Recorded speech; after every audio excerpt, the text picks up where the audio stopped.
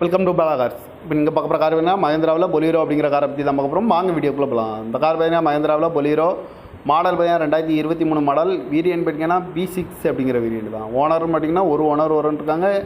இன்சூரன்ஸ்னு பார்த்துட்டிங்கன்னா லைவில் இருக்குது. நோ ரீப்ளேஸ்மெண்ட் இல்லாத வண்டி தான் அப்படின்னு இருக்காங்க. கிலோமீட்டர் பார்த்துட்டிங்கன்னா 40,000 கிலோமீட்டர் தான் ட்ரைனிங் ஆகிருக்கு. கம்பெனி சர்வீஸ் ரெக்கார்டோட வண்டி இருக்காங்க.